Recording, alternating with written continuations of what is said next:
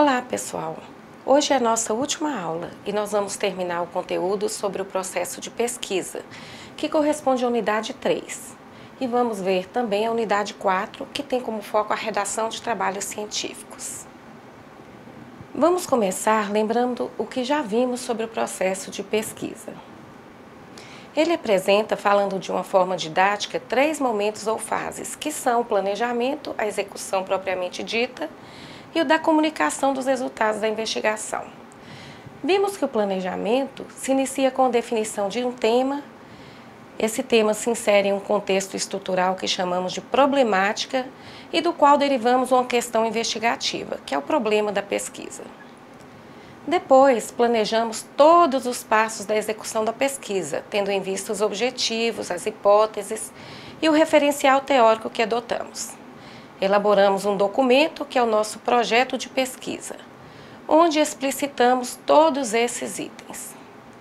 Bom, depois do planejamento, nós temos a parte da execução da pesquisa. Esta fase abrange a coleta e o tratamento de dados, a sua representação e a análise e interpretação dos resultados. Também a conclusão da pesquisa. Vamos falar um pouco sobre a coleta dos dados, que se refere ao processo de aquisição de informações necessárias para a realização da pesquisa. O pesquisador irá se conduzir pelo raciocínio lógico e pensar que instrumentos e qual ou quais técnicas posso utilizar para obter as informações que me permitam chegar ao objetivo da pesquisa. Coletar dados não é uma tarefa simples. É cansativo, exige paciência, determinação, esforço pessoal. A aplicação dos instrumentos deve ter um controle rigoroso para que não ocorra condução ou manipulação das informações. Outra coisa que sempre é bom lembrar: a postura ética do pesquisador frente ao objeto de estudo, aos sujeitos envolvidos, à comunidade científica a qual pertence e à sociedade que respalda o conhecimento científico. É inadmissível um pesquisador que inventa ou frauda dados, que se aproprie de construção de outros pesquisadores, que cometa plágio, invente currículos e outras coisas desse tipo. Mas, como a ciência é feita por homens, não está livre desses males, assim como outras instituições humanas. Volta e meia nos deparamos com notícias sobre essas ocorrências, infelizmente. Bom, dando continuidade, vamos ver algumas técnicas para a realização da coleta de dados.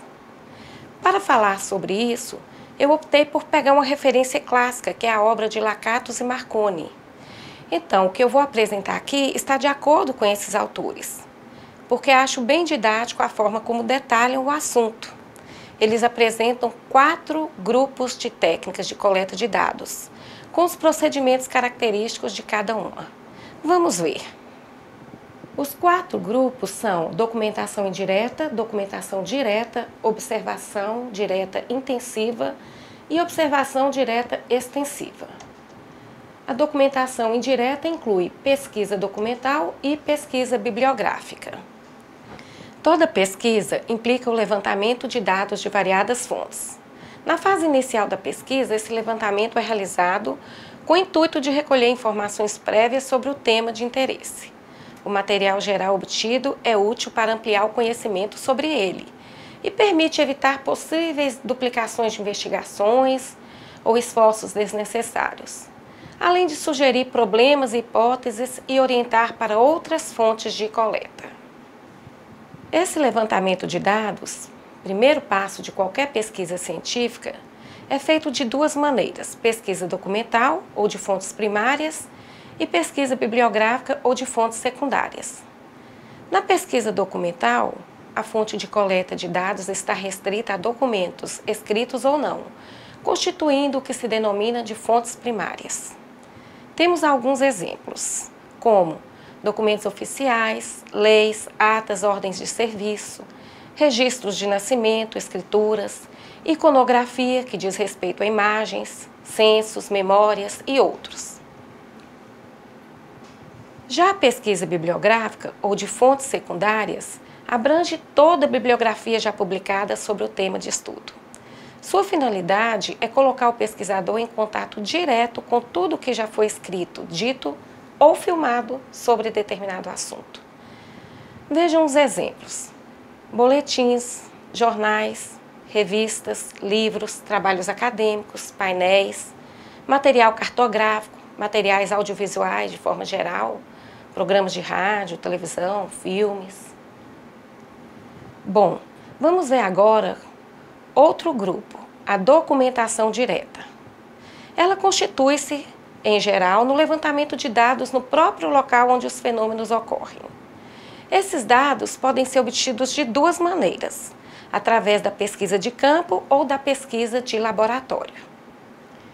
Pesquisa de campo é aquela utilizada com o objetivo de conseguir informações acerca de um problema para o qual se procura uma resposta ou de uma hipótese que se queira comprovar.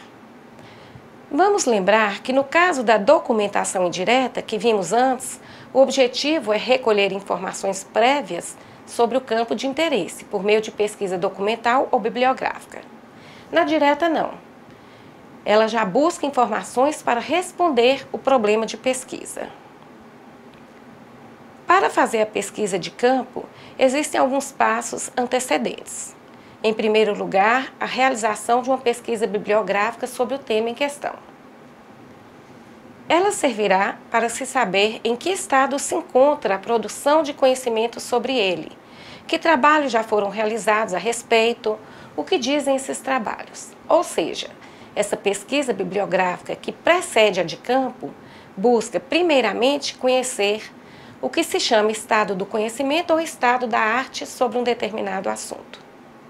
Também servirá para a construção de um quadro teórico de referência e auxiliará nos ajustes e refinamento do plano geral da pesquisa. Em segundo lugar, de acordo com a natureza da pesquisa, deve-se determinar as técnicas que serão empregadas na coleta de dados e na determinação da amostra, que deverá ser representativa e suficiente para apoiar as conclusões. Por último, antes que se realize a coleta de dados, é preciso estarem estabelecidas tanto as técnicas de registro desses dados, como as técnicas que serão utilizadas em sua análise posterior. Se a pesquisa de campo envolver um experimento, deve-se estabelecer a amostra, os grupos experimentais e de controle, introduzir os estímulos, controlar e medir os efeitos. A pesquisa de laboratório descreve e analisa o que ocorrerá em situações controladas. Exige instrumental específico, preciso e ambientes adequados. Temos que lembrar que não há como observar de forma idealizada, em laboratório, muitos aspectos importantes da conduta humana.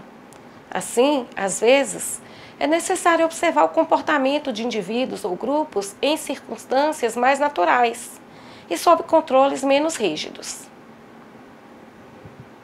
Agora vamos ver sobre a observação direta intensiva, realizada por meio de observação e de entrevista. Observação é uma técnica de coleta de dados que utiliza sentidos na apreensão de determinados aspectos da realidade. Não consiste apenas em ver e ouvir, mas também em examinar fatos ou fenômenos que estejam sendo estudados. É um elemento básico de investigação científica utilizado na pesquisa de campo. A observação em laboratório apresenta um caráter mais ou menos artificial. É importante estabelecer condições o mais próximo do natural para amenizar as influências indevidas pela presença do observador ou por seus aparelhos de medição e registro. O uso de instrumentos adequados possibilita a realização de observações mais refinadas do que aquelas proporcionadas apenas pelos sentidos. A observação deve ser planejada sistematicamente e registrada de forma metódica. Na investigação científica são empregadas várias modalidades de observação, que variam de acordo com as circunstâncias. Nós temos observação não estruturada e observação estruturada, observação não participante e observação participante, observação individual e observação em equipe, observação efetuada na vida real, trabalho de campo, e observação efetuada em laboratório. Eu vou chamar a atenção aqui para a classificação quanto à participação do observador, que pode ser observação não participante e observação participante. Na observação não participante, o pesquisador toma contato com a comunidade, grupo ou realidade estudada, mas sem integrar-se a ela. Faz mais o papel de espectador.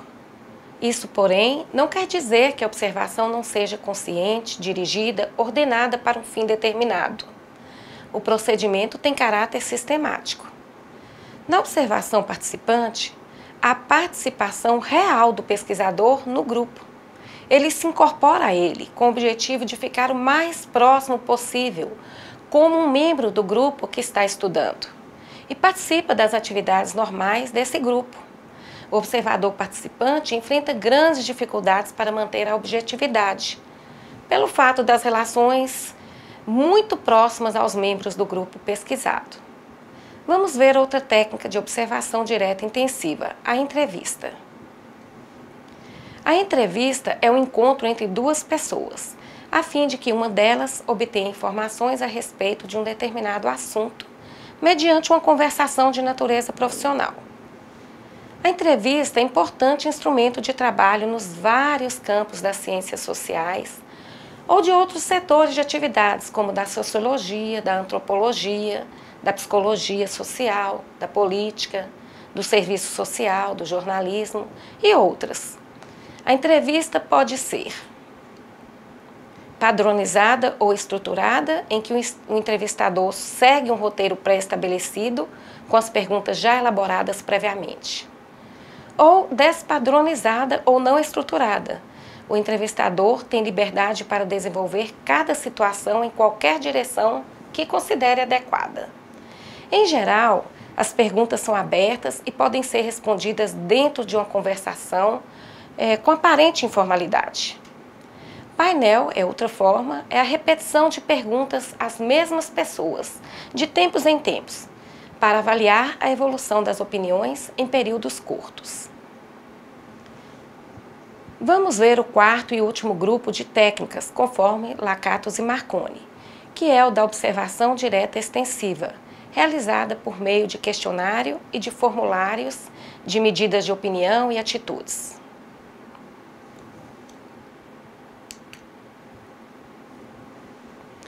Questionário é um instrumento de coleta de dados constituído por uma série ordenada de perguntas que devem ser respondidas por escrito e sem a presença do entrevistador.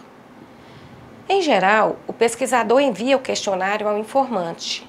Junto com o questionário, deve-se enviar uma nota ou carta explicando a natureza da pesquisa, sua importância e a necessidade de obter respostas, tentando despertar o interesse do informante no sentido de que ele preencha e devolva o questionário dentro de um prazo razoável.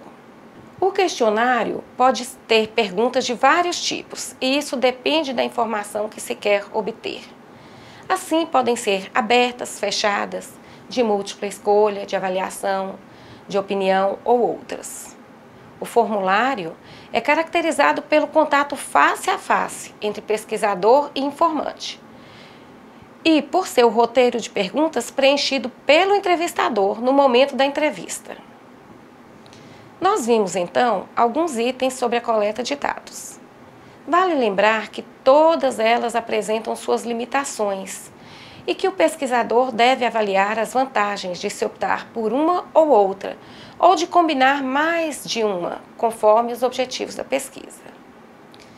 Agora vamos falar sobre o tratamento ou elaboração dos dados, etapa que envolve a seleção, codificação, tabulação. Vamos ver um pouco mais de cada uma dessas ações. Seleção é o exame minucioso dos dados, para detectar falhas ou erros, evitando informações confusas, distorcidas, incompletas, que podem prejudicar o resultado da pesquisa. A seleção cuidadosa pode apontar tanto o excesso como a falta de informações. Codificação.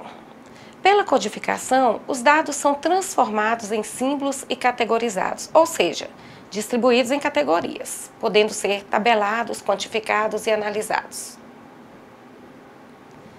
A codificação divide-se em duas partes: classificação dos dados, agrupando-os sob determinadas categorias ou grupos, e atribuição de um código, número ou letra, tendo cada um deles um significado.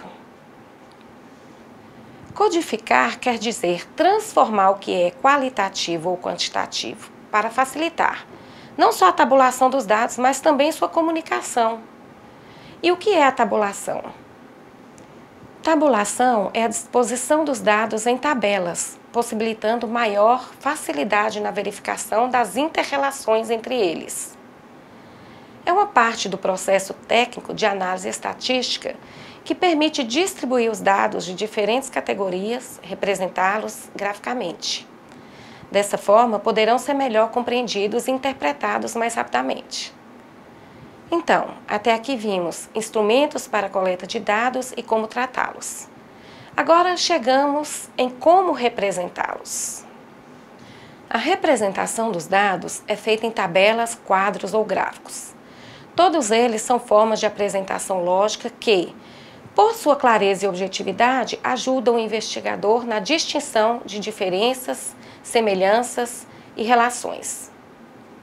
Diante de um grande volume de dados, o uso desses recursos possibilita que apenas com uma olhada o pesquisador apreenda importantes detalhes e relações. Quanto mais simples for a tabela, o quadro ou o gráfico, melhor. Deve abranger limitado número de ideias, ou seja, evite concentrar várias informações em um só recurso. Alguns autores denominam de tabela, independentemente da fonte dos dados, toda representação visual que requer números, absolutos ou em porcentagem. Já o quadro é utilizado para agrupamento de palavras e frases. Os gráficos permitem a utilização de cores para destacar informações. Além disso, existem gráficos de vários formatos, de barras, colunas, formato de pizza. O pesquisador poderá escolher aquele que for mais adequado ao tipo de informação que se quer representar. Bom, os dados foram coletados, tratados e representados. Agora é a hora de analisá-los e interpretá-los. Essa parte é o núcleo central da pesquisa. Análise e interpretação são duas atividades distintas, mas estreitamente relacionadas.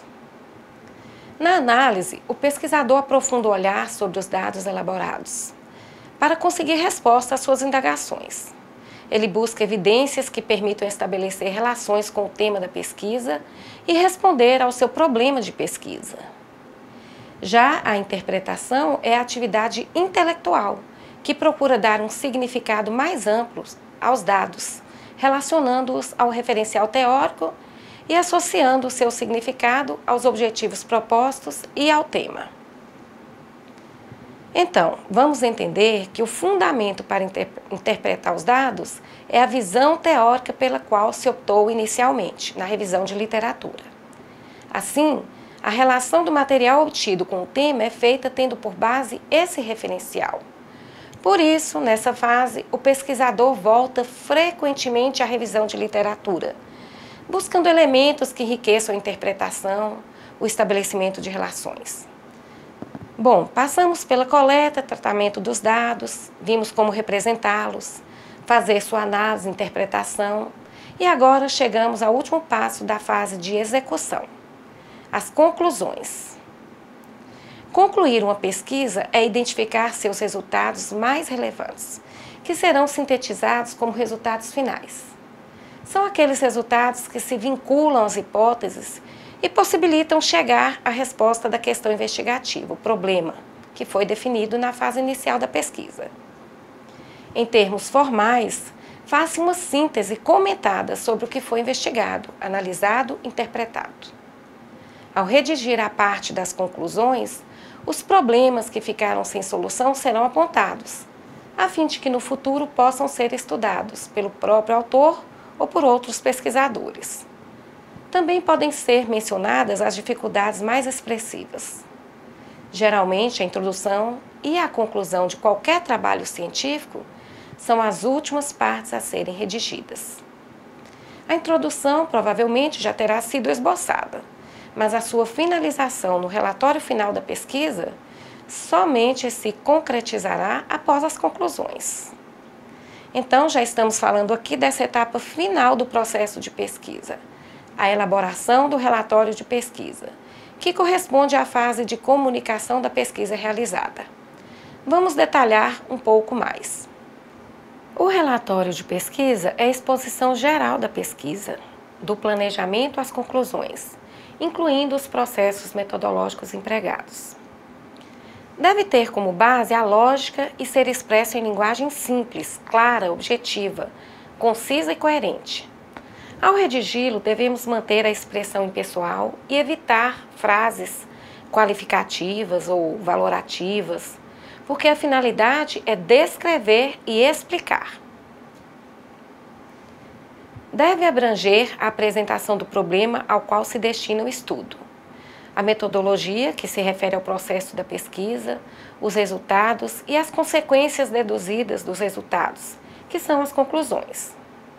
As formas mais comuns de apresentação do relatório de pesquisa são monografias do trabalho de conclusão de curso, o TCC, dissertações, que são produto da pesquisa desenvolvida em curso de mestrado, e teses, que correspondem ao relatório da pesquisa desenvolvida no doutorado.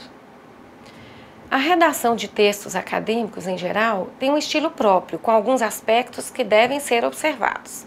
Isso é importante, porque ele funciona como uma carta de apresentação do autor à comunidade acadêmica. Não se esqueça que, ao publicizar o seu trabalho, ele estará sendo avaliado por outros pesquisadores. Um trabalho que esteja em conformidade com o que se espera de um texto acadêmico será melhor avaliado e terá maior aceitação na comunidade científica. Então, vamos ver alguns pontos a serem considerados na redação do relatório. Exponha as ideias com clareza e objetividade. Evite ser prolixo, isto é, falar mais do que o necessário. Evite ficar fazendo rodeios, como se diz no popular, ficar enchendo linguiça. Utilize linguagem direta. Redija com simplicidade, sem resvalar para o supérfluo e sem descambar para o excessivamente coloquial. Use a norma culta da língua. A superficialidade não cabe em um trabalho científico. Sempre se espera um aprofundamento na questão abordada. É claro que esse aprofundamento vai depender de vários fatores, dentre eles se o trabalho é desenvolvido na graduação, no mestrado, no doutorado. Outro deslize é o uso de linguagem coloquial, a linguagem informal que é utilizada no cotidiano. Isso porque ela, muitas vezes, por ter maior fluidez, não observa aspectos gramaticais. Além disso, na linguagem informal, usam-se muitas gírias e palavras que na linguagem formal não estão registradas ou têm outro significado. Enfim, deve-se usar a norma culta da língua, que contempla regras e padrões linguísticos reconhecidos academicamente. Use vocabulário técnico somente para o estritamente necessário, para que o texto não seja hermético, isso é, muito fechado, que só as pessoas da área compreendam. Evite escrever períodos muito longos, prefira frases curtas. Use a terceira pessoa do singular. Evite referências pessoais como minha tese, neste meu estudo. Prefira expressões como a presente tese, no presente estudo, neste trabalho.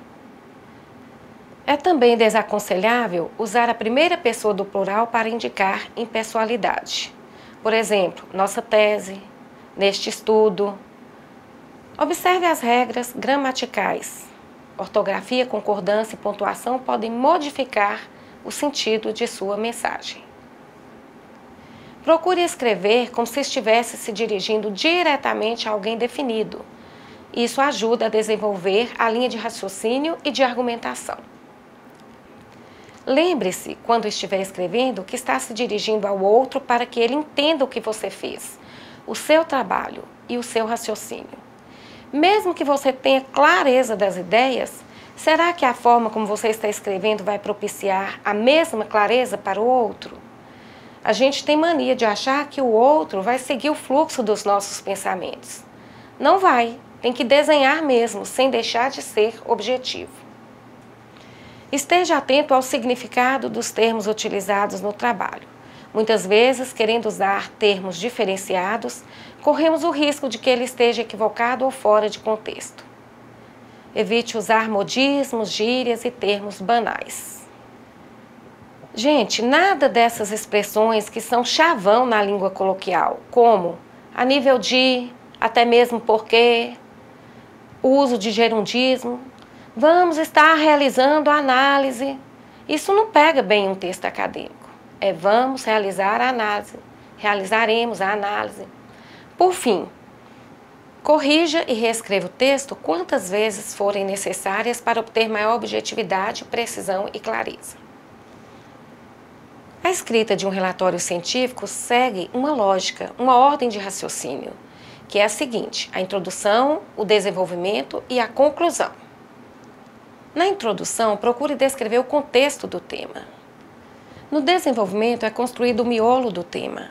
É onde está condensada toda a parte metodológica da execução do seu trabalho. Na conclusão, se dá o fechamento do tema. Agora, vamos ver um pouco sobre a redação científica e a estrutura dos relatórios de pesquisa. Pessoal, nós vamos ver o básico, o geral. Depois, quando forem realizar o TCC, vocês vão retomar essa parte, ampliar, aprofundar. Essa parte inclui conhecimentos e ações que se aprende fazendo. Lembre-se de que a redação científica é constituída por normas relativamente rígidas. Então, é aconselhável não inovar em termos acadêmicos. Deve-se seguir modelos pré-estabelecidos. De acordo com a nota técnica 14.724 da ABNT, a estrutura de uma tese, dissertação ou de um trabalho acadêmico compreende elementos pré-textuais, elementos textuais e elementos pós-textuais. Nós temos aqui os elementos pré-textuais. Os que estão em vermelho são obrigatórios, que nós vamos detalhar um pouco sobre eles. A capa, folha de rosto, folha de aprovação, resumo na língua vernácula, resumo em língua estrangeira e sumário. Os demais são opcionais. Na capa, apresenta-se o nome da instituição de que se faz parte, o nome do autor, o título do trabalho e subtítulo, se houver, o local, a cidade da instituição, e a data, que é o ano da entrega. A norma ABNT não define como esses itens de informação devem ser separados entre si. Entretanto, o mais comum é utilizar uma forma de separação onde eles fiquem uniformemente distribuídos ao longo da folha. Todas as folhas do trabalho devem apresentar margem esquerda e superior de 3 cm, direita e inferior de 2 cm. A folha de rosto. No anverso, que é a parte da frente, teremos o nome do autor, título do trabalho e subtítulo, se houver. Constituindo um bloco recuado à direita, temos um texto com as seguintes informações: natureza do trabalho, se é tese, dissertação, trabalho de conclusão de curso, o objetivo, se é aprovação em disciplina, aprovação em curso de mestrado e outros, o nome da instituição a que é submetido, o nome do orientador, tem que colocar a titulação, e o nome também tem que ser o nome completo.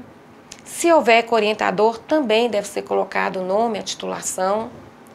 Depois, o local e a data, que é o ano de depósito ou da entrega. No verso da folha de rosto, fica a ficha catalográfica, que é obrigatória somente para dissertações e teses. Ela deve ser elaborada por um bibliotecário, com registro no Conselho Regional.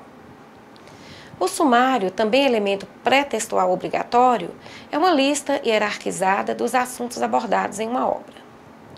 Gente, não vou ficar detalhando cada item, somente esses que falei, para dar uma ideia do nível de detalhamento das normatizações. Vocês vão encontrar essas orientações no material disponibilizado no box conteúdo, no ambiente virtual. Eu gosto bastante do manual da biblioteca da Unicinos, que deixei o link para vocês. Existem vários sites com esse assunto, mas cuidado! Muitos contêm erros, prefiro os de instituições reconhecidas. Além dos elementos pré-textuais, temos os textuais e os pós-textuais, que são esses. Elementos textuais. Introdução, desenvolvimento, conclusão.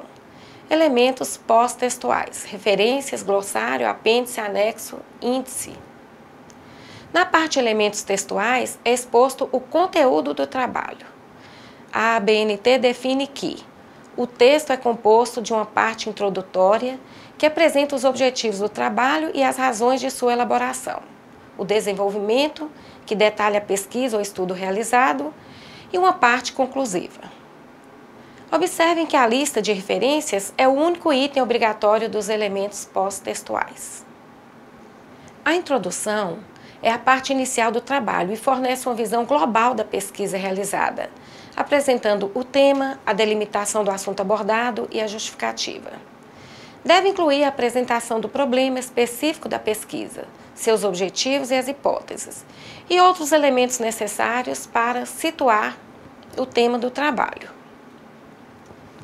O desenvolvimento, ou corpo do trabalho, é a parte mais extensa e visa apresentar os resultados da pesquisa. Divide-se geralmente em seções e subseções, que variam em função da natureza do conteúdo. Deve conter a revisão de literatura sobre o assunto, resumindo os resultados de estudos feitos por outros autores. As obras citadas devem constar na lista de referências, e obras apenas consultadas e não citadas podem também ser incluídas, mas em apêndice, que é elemento pós-textual não obrigatório. O método da pesquisa também faz parte do desenvolvimento. Ele deve apresentar os procedimentos usados para realizar o estudo. Assim, nessa parte, teremos o propósito do trabalho, o método de delineamento, as técnicas de coleta de dados e a técnica de análise.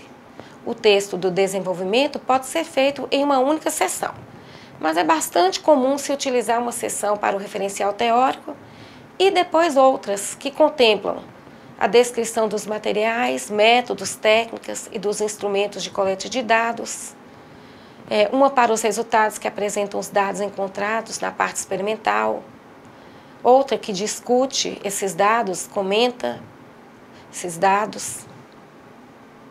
Bom, e a conclusão? A conclusão apresenta, de forma sistemática e sintética, os resultados do trabalho, salientando a extensão de sua contribuição e os méritos alcançados.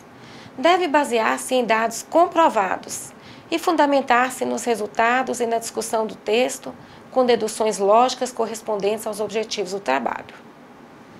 Para finalizar a aula de hoje, falta falar sobre as referências utilizadas no trabalho. O que são as referências? São as obras de outros autores que citamos em nosso trabalho. Ao citarmos o autor, ele deve ser sempre identificado no texto, e a obra citada deve constar na lista de referências. Mas, como fazer as citações e as referências? Existem normatizações da ABNT para isso, e nós vamos ver algumas. Pessoal, nós vamos ver as mais comuns que utilizamos com maior frequência, porque são inúmeras possibilidades de fontes e formas de fazer citações.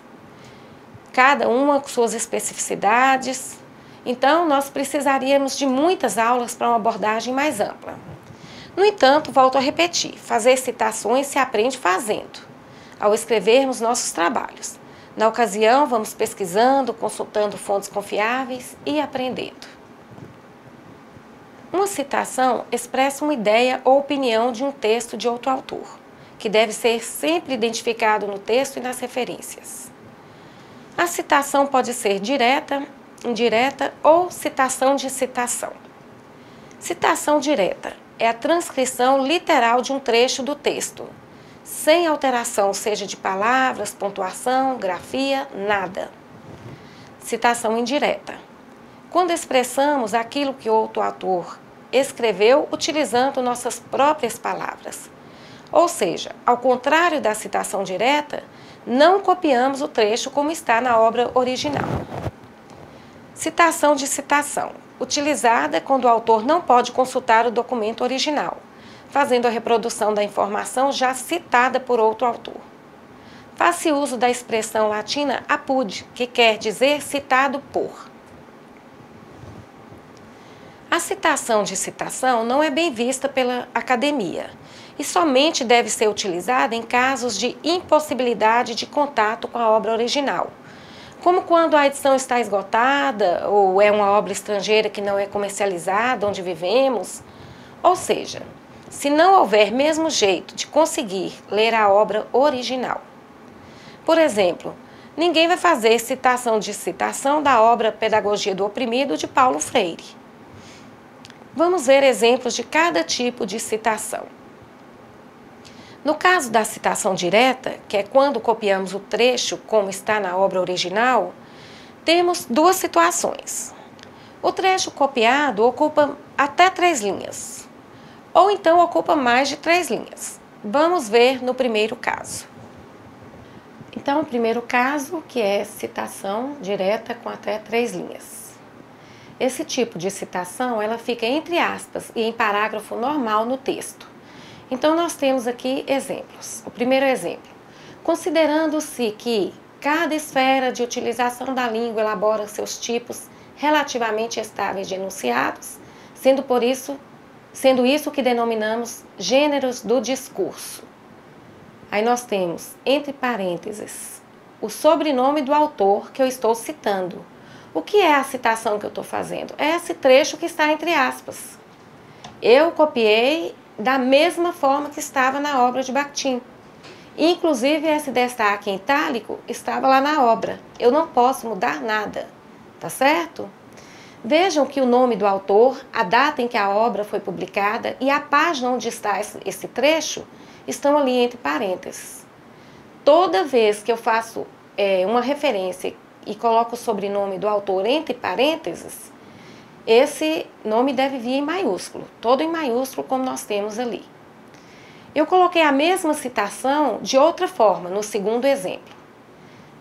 Aí eu já comecei com o nome do autor, na realidade é o sobrenome, fora de parênteses. Quando está fora de parênteses, sempre o nome, só a primeira letra vai ser maiúscula, tá certo? Então, a primeira diferenciação. Quando a referência estiver dentro de parênteses, o sobrenome do autor é maiúsculo. Quando estiver fora, somente a primeira letra fica em maiúsculo.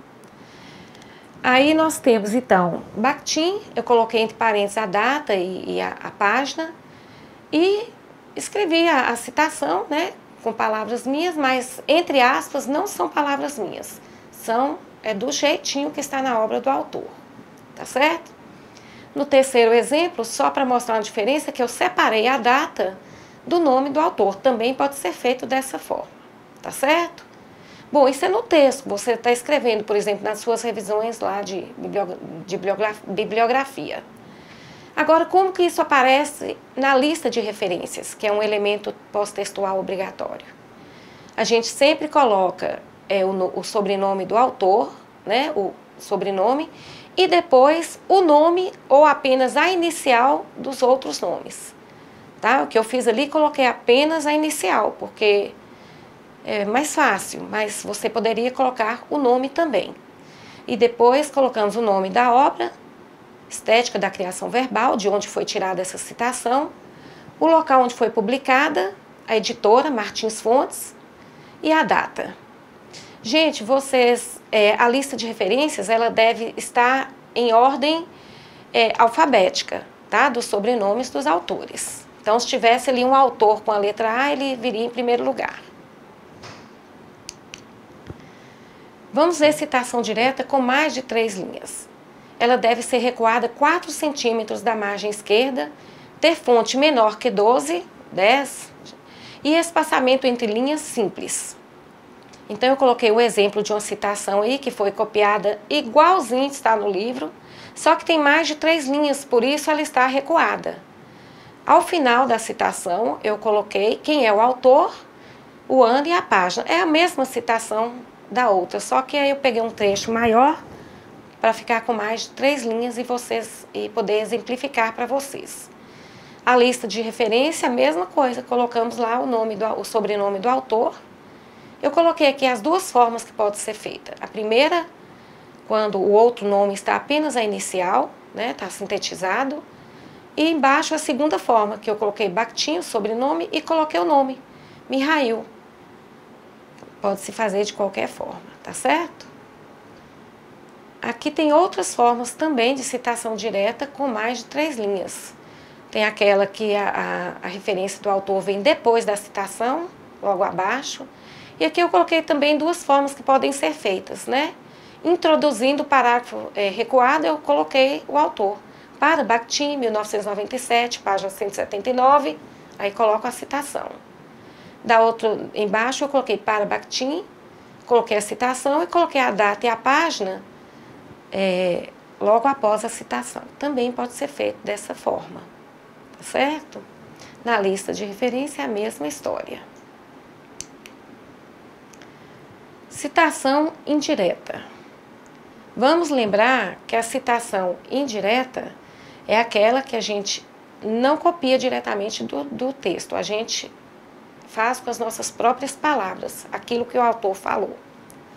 Então eu peguei um trecho de Bakhtin que eu li e eu coloquei com minhas próprias palavras.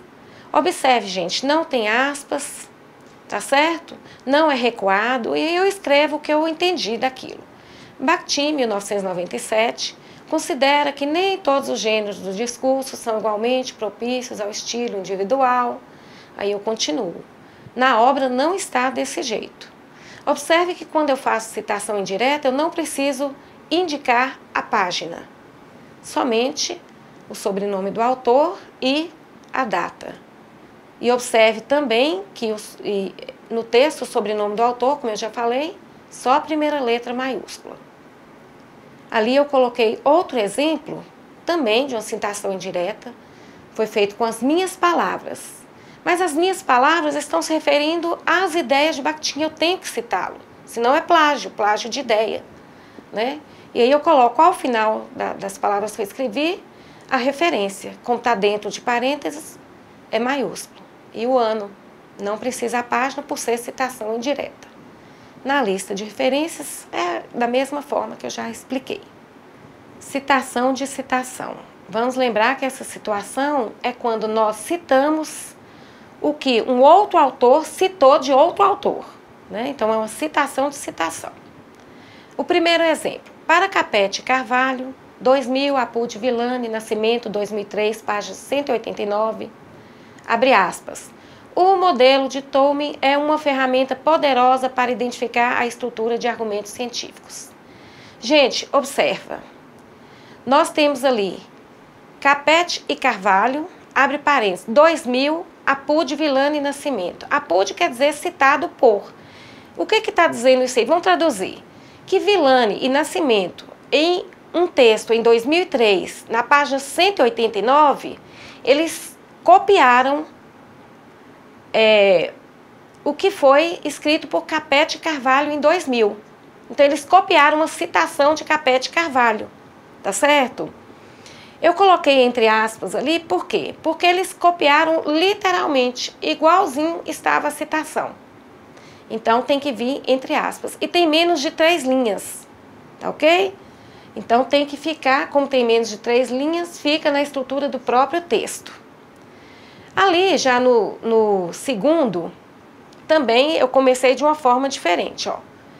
O modelo é uma ferramenta poderosa, tal, até terminar as aspas. Aí eu coloquei os autores originais, Capete e Carvalho, são os autores originais dessa frase. Eles escreveram essa frase em 2000 e em 2003, Villani e Nascimento citaram essa frase na página 189. Gente, vamos lembrar que quando a gente coloca essas referências, não é uma coisa assim à toa, ou uma chatura, uma exigência boba, não. Isso aí é porque é como se estivesse dando o endereço de onde está aquela informação. Se um outro leitor quiser ir lá verificar na página 189 do trabalho de Villani, ele vai achar essa citação de Capete Carvalho. Então, é essa a finalidade. Ali eu coloquei uma citação de citação com mais de 3 linhas, por isso segue o padrão de o quê? Ficar recuado, tá certo? Vamos observar também, gente, na lista de referências a gente coloca o nome do autor que citou, não do que foi citado. Mas nas referências, você tendo isso nas referências e indo no texto desse autor, desses autores, Villani e Nascimento, você encontra qual foi a obra de Capete Carvalho, procura e vai achar a citação, tá ok? Bom observar nessa citação mais uma coisa, tá entre aspas, letra maiúscula, né, a segunda dentro de parênteses, são dois autores, por isso estão separados ali por ponto e vírgula, tá certo? Para identificarmos a estrutura de argumentos científicos, podemos usar o modelo de Tome, que, segundo Capete Carvalho, vem a referência, é uma ferramenta poderosa. Qual é a diferença aqui? Eu escrevi com as minhas próprias palavras, tá certo? Não copiei da forma como os autores Villani e Nascimento colocaram. Então, eu adaptei e fiz da forma que eu fiz. Por isso não precisa vir entre aspas e nem recuado. Mas eu tenho que colocar a referência. De onde que eu tirei essa ideia para escrever. Tá ok? Gente, alguns lembretes. Olha, o sobrenome no parênteses, já falei, maiúsculo. No texto, apenas a primeira letra maiúscula. Citação direta, sempre colocar página. E em citação indireta, não consta página, não precisa colocar. Quando tem mais de um autor entre parênteses, tem que separar os sobrenomes por ponto e vírgula no texto, tá? E as citações, aliás, recuadas, que são longas, tem que ter um espaço de 1,5 entrelinhas antes e depois da citação. A citação em si, ela tem espaçamento simples. Vamos ver agora as referências, né? Como fazer a lista de referências. No caso de livros, a gente coloca o sobrenome do autor, seguido das iniciais dos outros nomes, ou então dos outros nomes mesmo. Se for só a inicial, é maiúscula. Se for os outros nomes, vai ser só a primeira letra maiúscula. O nome da obra, o local onde foi editada, a editora e a data. Pode-se também colocar o número de páginas. Ali eu tenho um segundo exemplo de livro. Por que eu coloquei? Qual é a diferença? Gente, nós estamos vendo, são dois autores, tá certo? O nome fica separado por ponto e vírgula, o nome dos dois, então eu sei que são dois, porque tem um ponto e vírgula ali, eu identifico isso. Tem o nome da obra, Metodologia do Trabalho Científico, Métodos e Técnicas da Pesquisa e do Trabalho Acadêmico. Observa que essa obra ela tem um título e um subtítulo. O que deve ficar destacado em negrito, ou então em itálico, é o título, o subtítulo não destaca. A mesma coisa do primeiro, ó, o título está destacado. No primeiro caso de Bakhtin, só temos o título, não tem subtítulo. Tá certo? É importante observar a pontuação. Onde que tem ponto e vírgula? Separando os autores. Onde que tem ponto? Somente ponto, né?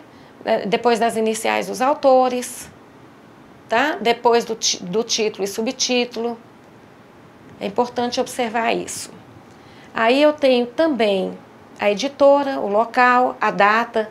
E como essa obra ela está disponível na internet, eu tenho que referenciar isso. Né? Então eu coloco disponível em, coloco esse sinalzinho aí, de menor, fica entre esses sinaizinhos, né? E coloco a data em que eu acessei essa obra. Tá? Aí então o que eu quero que vocês observem é a forma, né? Quando é um autor, dois autores. Quando temos somente o título, que ele deve ser destacado, mas quando tem o subtítulo não se destaca. A pontuação, nenhuma pontuação fica destacada em negrito, né? A origem, importante vocês identificarem que o segundo, ela tem a origem, vem da internet, né? O primeiro não, foi um livro que provavelmente o autor tinha, leu, tá? Referências, agora vamos ver capítulo de livro.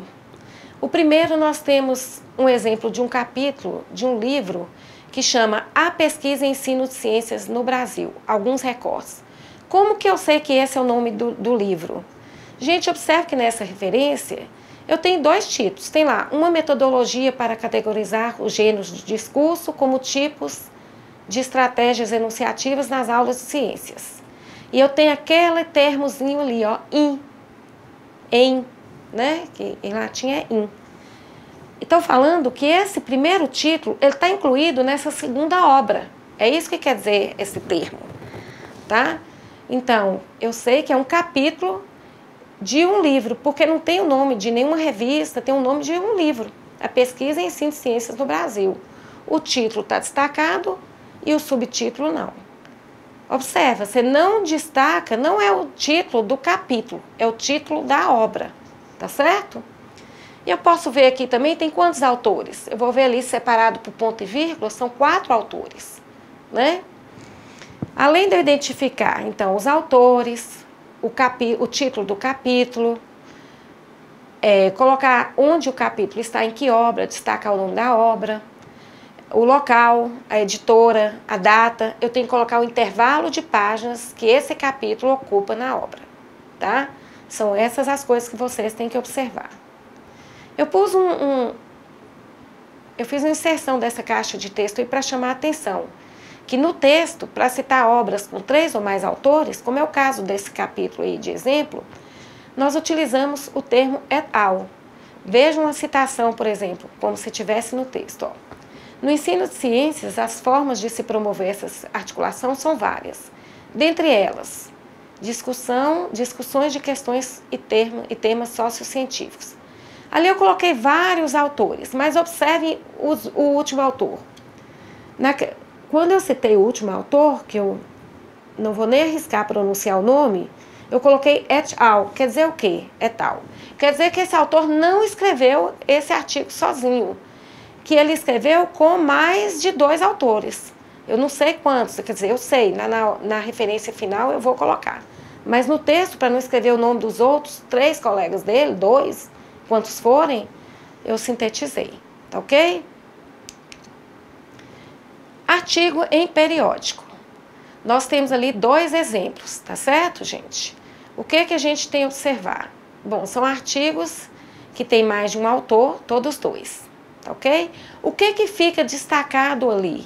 É o nome do periódico, é o nome do periódico, não é o nome do artigo, certo? Então, eu quero que vocês observem isso, o número de autores. No primeiro caso, eu coloquei ali observar o do.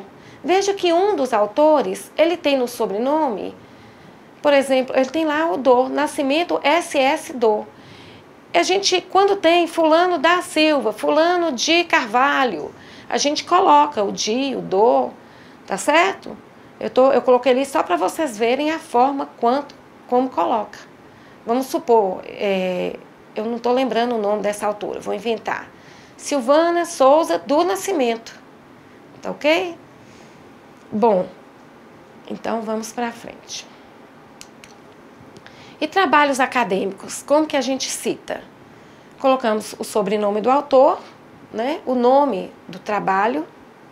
O que ganha destaque aí é o tipo do trabalho. Se é uma monografia, se é uma dissertação, se é uma tese. Quer dizer, não se destaca, na realidade, o título do trabalho, mas o tipo. E é importante colocar, né, se é uma graduação, se é um mestrado, se é um doutorado, a instituição, todas essas informações. Também o número de folhas. Nós estamos acabando, então, trabalhos apresentados em eventos.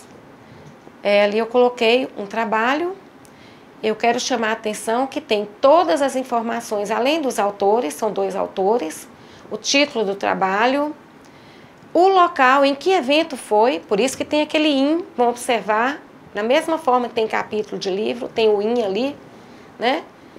Então, o evento foi Encontro Nacional de Pesquisa em Educação e Ciências. Qual dos encontros? O 11º, por isso tem o 11 ali, que ocorreu em Florianópolis.